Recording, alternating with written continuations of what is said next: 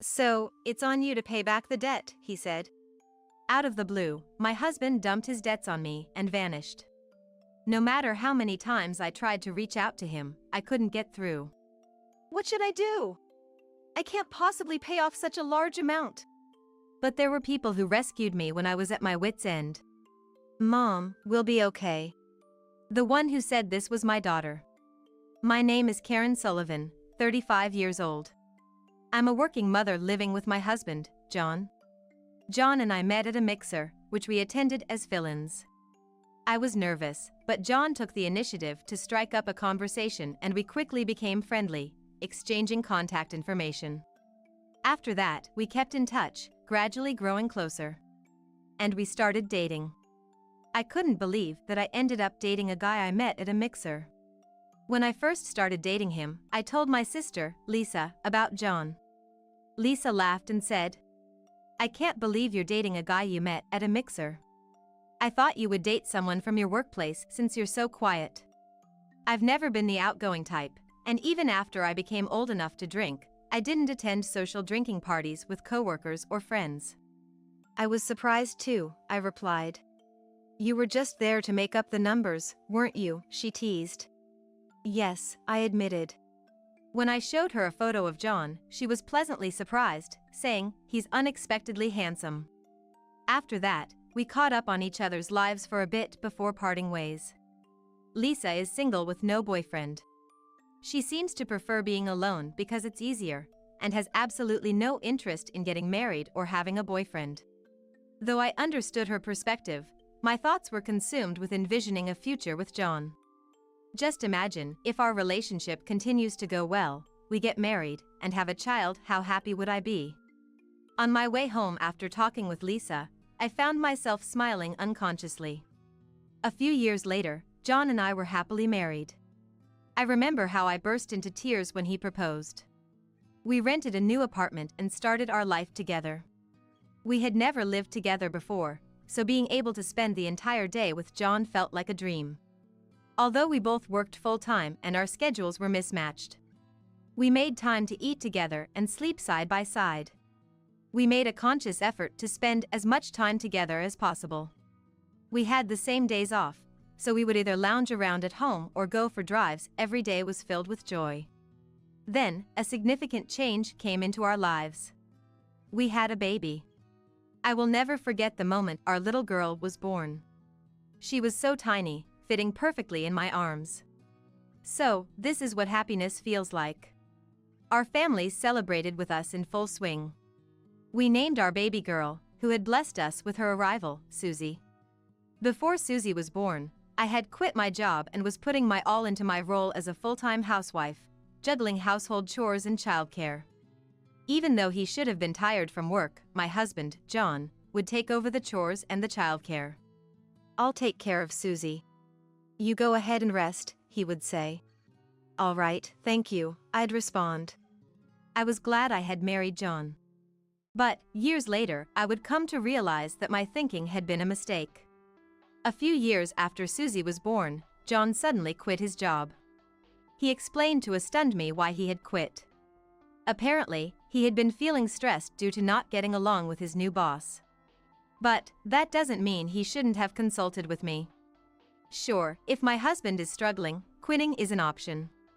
But, we are a family now, barely managing our finances with John's income, so he could at least have discussed it with me a bit. What on earth?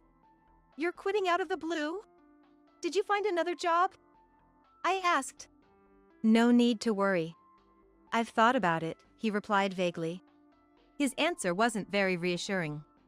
I had nothing but anxiety, but I had no choice but to trust John. Soon after, John found a new job. That was a relief. I could have gone out to work too, but Susie was still very young, so I wasn't keen on that idea. I wanted to watch Susie grow a little bit more. How's the new job? Can you handle it? I asked him. It's all right, he answered. Did something happen at the company again? Like, you didn't get along with your boss or your colleagues? Relax, it's all good. Here, I'll take care of Susie. Go take a bath, he suggested. Really? All right, thank you. Something seemed off. But I thought it would be too persistent to keep asking, so I left Susie with him and went to take a bath. A few days later, John came home with a gloomy expression. I tried to ask him what had happened, but a familiar feeling came back to me. Yes, it was when John had suddenly quit his job. Had he quit again? I hoped that my hunch was wrong. But that hope was quickly shattered. I quit my job, he announced. Why? I asked. I just couldn't get along with the people there. They kept bossing me around. Can you believe it, being ordered around by people years younger than me? I just can't stand it, he explained. I see. Well, we can look for another job, right? I can help too, I offered. Suddenly, John's face turned scary. And he yelled at me. What's with that look? You're not happy that I quit my job? You're living off my money, after all. How dare you talk down to me while you're just a housewife? With that, he threw his bag onto the living room couch. Hey! Shut up! John ruffled his hair, took out a bottle of alcohol from the fridge, and guzzled it down as if to get rid of his irritation. I had never seen John like this before. At the same time, an indescribable fear came over me. I didn't mean to talk down to him at all, and I had offered to help. John seemed very frustrated, and after showering me with a slew of angry words, he plunked himself down on the couch. I was left wondering what had happened, just listening to John. Perhaps it started from that day, the rift between me and John. From then on, John started a cycle of quitting jobs, never staying for long. Unable to secure a stable income, we had to scrape by. Hey, isn't it about time you settled down with a job? I said. Initially, I refrained from nagging, considering John's feelings, but as things were getting out of hand, I couldn't help but speak up. Enough with your nagging. If you want money, you can earn it. Don't rely on me too much, he retorted. But what about Susie? I questioned. I don't care, he responded. By then, John seemed to have lost interest in Susie, treating her like a burden. He was so happy when Susie was born, but now he seemed like a completely different person. No matter how much I pleaded, John would not hold down a job. After much thought, I decided to leave Susie with my friend Lisa and start working myself. I'm sorry for dumping this on you, I apologized. It's totally fine. Susie and I will have fun together, Lisa reassured me. Thank you, I said. Susie was only just starting kindergarten, but I wasn't too worried. Not only because I was leaving her with Lisa, but also because Susie seemed mature for her age. She could read newspapers, and she could write stories using simple words. Her personality was also quiet and somewhat detached. At first, I was honestly anxious. Would she make friends in the future? Could she properly interact with others besides me? But I found that I didn't need to worry, it seemed like she had made friends. As a parent, I was very relieved. With all this in mind, I decided it would be okay for me to start working. Surprisingly, I found a job quite easily. Thus, I began working full-time. The salary was quite good. Even if John quit his job again, I could support the family. It was tough, but the colleagues were kind, and I was able to work joyfully each day. A few years after I started working, John finally began to work seriously. Maybe he found a stable workplace. Just knowing that gave me some peace of mind. At the same time, I felt John's mood gradually improving. It was as if he had returned to the John the first knew when we got married. Being full-time, he started caring for me, asking, "Are you okay? Aren't you tired?" His personality change was so drastic, it was puzzling. But with his work situation stabilizing, I thought perhaps he was feeling more at ease, and I felt a bit relieved. Susie was also growing healthily. Around this time, John became kind to Susie again, playing with her as a father should. Susie seemed to enjoy playing with John, which made me smile. But still, I was scared to quit my job. So, I continued to rely on Lisa. How's Susie? Does Susie seem lonely? She's super happy. Lisa responded. As long as Susie was happy, that was enough. I breathed a sigh of relief, thinking I needed to treat Lisa to dinner since I'd be depending on her from now on. A few years later, Susie, now in 3rd grade, seemed to be enjoying her everyday school life. Our family relationships seemed to be as good as they once were. It made me wonder what that period when John and I were clashing was all about. We were doing well as a family. Then, during a conversation with John, he made a suggestion.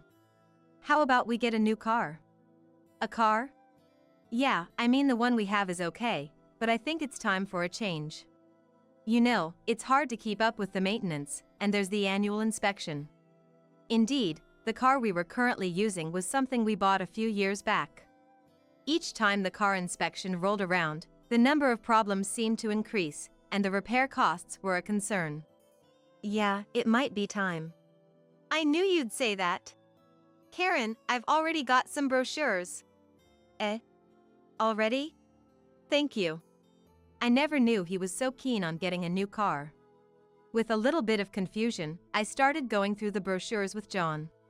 Susie, come here. What kind of car do you want to ride in? John called Susie, and we all ended up flipping through the car brochures together. But I never imagined that this very act of John's would be the beginning of a tragedy. A few months later, we finally decided on a car and had it delivered. It was a new car costing just over $20,000. The car loan was in my name. Normally, it would be in John's name, but his job history was unstable, and I was worried that he wouldn't pass the credit check. From now on, I decided to work even harder to repay the loan. John must be feeling the same way, I thought. Despite my assumptions, my thoughts turned out to be greatly mistaken. Unbelievably, John stopped coming home. He disappeared somewhere with the newly bought car. Could it be that John had been involved in some incident? I didn't know what to do. During my confusion, I got a phone call. It was from John.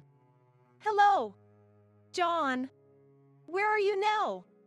I was so worried that I raised my voice without realizing it. Hey, don't raise your voice so much. But you suddenly disappeared. And the car is gone too. I was worried whether you had run away or gotten involved in an incident. I desperately explained how worried I was about John. However, John just laughed off my concerns and revealed a shocking truth. Actually, I've fallen in love with another woman. I love her more than you. What? What do you mean? I mean exactly what I said. I've found someone I love more than you. I've hired a lawyer and started the divorce proceedings, so don't interfere with me anymore. Divorce?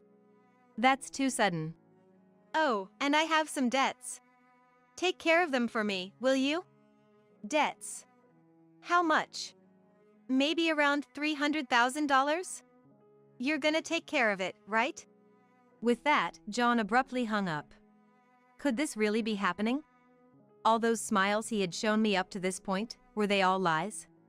I felt drained as I pondered the thought. Mom, are you okay? Susie softly rubbed my back as I collapsed onto the floor. Yes, I'm okay. Thank you. Though I said I was okay, I was obviously far from fine. Would I have to carry a large debt from now on? $300,000 was an astronomical amount. Moreover, the car payments were still in my name. In a sudden realization, I began to search for my bank book. I looked everywhere I could think of, the shelves, cupboards, counters, and lockers, but it was nowhere to be found. My debit card were also missing. I opened the banking app on my smartphone. My balance had decreased. I had no recollection of withdrawing the money. John was the only one who came to mind. But I couldn't reach out to John no matter how hard I tried. It's no use. I was at a loss. But right now, I needed to focus on making money. There was no time for worrying. With that in mind, I concentrated on my work. I didn't say anything to Lisa as I didn't want to burden her with my worries. Of course, I didn't tell Susie either. A few weeks after John had fled, I blacked out at work. When I woke up, I was in the hospital. Huh? Karen? Are you okay? Sis. Susie was standing next to Lisa. Apparently, I had collapsed due to excessive stress. Now, I had to stay in the hospital for a few days for extensive tests. Going to stay in the hospital? Once you're out, we need to talk about John. I know everything from Susie. From Susie? You mean you knew everything? Yes. I overheard your call with Dad. I couldn't believe Susie had known all along. I was a bit depressed, thinking I'd get scolded by Lisa once I got out. The next day, the tests began. To my shock, they found cancer in my body. It wasn't advanced, and they said it would improve considerably with surgery, so I had the operation. After that, I was discharged, which was good, but I was not fit enough to work for a while. I had no savings, no income. On top of that, I had to pay for the surgery and hospitalization. That's when Lisa and Susie came to my aid. Susie had explained to Lisa in detail about my situation and what John had done. Hearing this, Lisa was furious. She decided to do whatever it took to find John and make him pay for the debts and damages. But I didn't know where John was. How are we supposed to know where John is? How are we supposed to claim anything? That's when Lisa made a suggestion. John had a car registered under Karen's name, didn't he? Since it's technically Karen's property, why don't you try to retrieve it first? Can I really do that? As I expressed my doubts, Lisa made a surprising comment. Actually, I found out where John works. Apparently, John worked at a company located in the same building as Lisa's. Although Lisa primarily works remotely, she occasionally sees him when she goes into the office. Well then, go to John's place immediately. I was ready to head to John's place immediately. I feared if we didn't act soon, he might disappear somewhere. However, Lisa stopped me. It's reckless to go there without any plan. I have a good idea. Or rather, Susie and I do. Hey! A plan? Lisa and Susie exchanged glances. I had no idea what they were thinking. As I watched them in a daze, Susie broke into a wide smile. Don't worry. We have a plan. What could they be plotting? Even when I tried to ask, they wouldn't tell me. However, a month later, I found out what Lisa and Susie had done. While I was at Lisa's house, a call came in from a certain individual. When I checked my phone, it was John. I ignored the first call, but he kept calling relentlessly.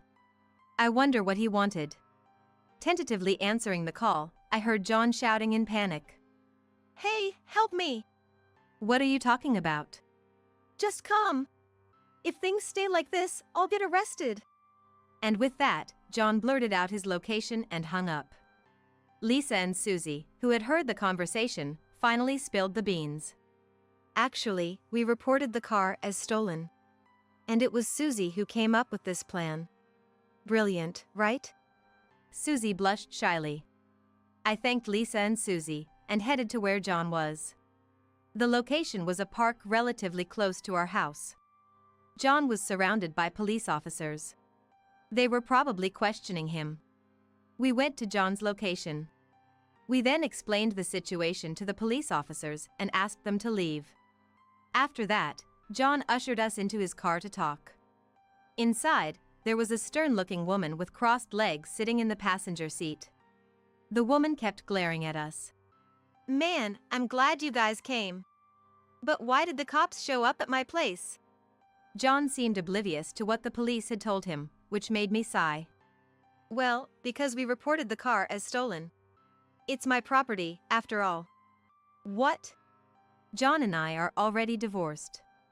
Right now, he was technically driving someone else's car. It was only natural that a stolen car report would be filed. I guess he never expected something like this to happen. As John was stunned, Susie hit him with another blow. Hey, why did you leave us? Why did you borrow money and never pay it back? Why? John heaved a sigh of exasperation. However, he did not initiate any conversation. You planning on staying silent?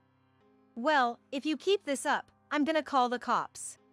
You do realize you've already committed a crime by using my name without my consent, right? Hearing this, John began to talk hesitantly. The name of the woman he was cheating with is Linda. It seemed she had just joined the company where John is currently working. They became close at the welcome party and ended up in a romantic relationship. And apparently, about 3 months ago, he got her pregnant. Indeed, Linda's belly was showing. So, that's why you abandoned us, I said. Abandoned is such a harsh word, he replied. But it's the truth, isn't it? I countered. John looked taken aback as Lisa suddenly chimed in. Watching his reaction, Lisa pressed on with the conversation. Next, Lisa started lecturing John about his past behavior. How he dumped his debts onto others, his attitude towards the family, his habit of quitting jobs quickly, and his tendency to shout at the slightest provocation. Whether John was remorseful or not, he kept his head down in silence. Linda seemed to be getting increasingly irritated at John's silence. I tried to ask about the reason for the debt, but he wouldn't tell me anything. At that moment, Linda, losing patience, blurted out a shocking revelation. This guy took out loans in his wife's name, and he bought me loads of designer stuff. He's really the best. It seems he incurred a debt of about $300,000 just to lavish Linda with gifts. What on earth did he buy to rack up such a huge debt? From the looks of it, he must have bought multiple items worth tens of thousands each. I was utterly dumbfounded. But what intrigued me was why Linda had disclosed the reason for the debt. If she was in cahoots with John, revealing this information would only put them at a disadvantage. As I was contemplating this, Susie asked Linda a question. Hey, your belly's pretty big. Is it a baby? When are you due? Maybe in about 3 months? Linda replied. Due in 3 months, that clearly didn't add up. If she got pregnant 3 months ago, she'd still have a long way to go before giving birth. Lisa also seemed to have the same thought and started questioning Linda. Are you sure the baby is John's? There's no way it's due in 3 months. Whose child is it? Lisa was even more direct in her questioning than I had expected. I was shocked, but it seemed that Linda had decided to spill the beans here. Exactly. The baby isn't John's. I was actually considering keeping it a secret, but I figured it might turn into trouble if I got further involved with him. So, I just told you all, Linda confessed. Why did you tell us about the debt? I asked. Yes. I guess I'm done with John, Linda said, laughing crudely. Just being in this hellish scene made me sick. John looked at Linda, disbelief etched on his face. What do you mean by that? John shouted. Well, it means exactly what it sounds like, Linda retorted. The spat between John and Linda had turned the already hellish atmosphere even worse. However, Lisa broke the tension. I'm calling the police, she said nonchalantly. What? Why? Linda exclaimed. Both of you aren't listening to what we're saying. And in case you've forgotten, using Karen's name to get into debt is a crime. And John, driving her car without permission is a crime too. As far as we're concerned, you and Karen are strangers now, Lisa explained. With that, Lisa told me to call the police. John and Linda tried desperately to stop me, but I brushed them off and continued with the call. A few minutes later, the flashing lights of a police car could be seen. This was the way to make them pay for their sins. The debt and the car issues, they'd have to figure it out. I felt relieved. Afterward, both John and Linda were held accountable for their actions. Neither of them received probation nor were they sent to prison, but they were ordered to pay me damages, child support, and repay the debt. It seemed they were both quite put out by it all.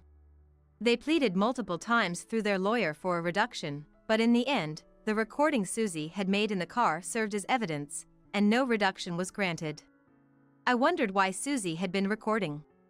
When I asked, she said she'd seen it on a TV show she'd watched with Lisa and had decided to do the same. As I thought, Susie really was clever. At the same time, I wondered what Lisa had been showing her. Since then, Susie and I have been living with Lisa. Her house wasn't far away, so it wasn't an issue for Susie to commute to school. We got the car back safely, and John was dealing with the debt. If he hadn't done all these strange things, John wouldn't have ended up in this debt-filled hell. This situation would definitely not have gone smoothly if it hadn't been for Lisa and Susie. I continue to work every day to provide a happy life for both of us.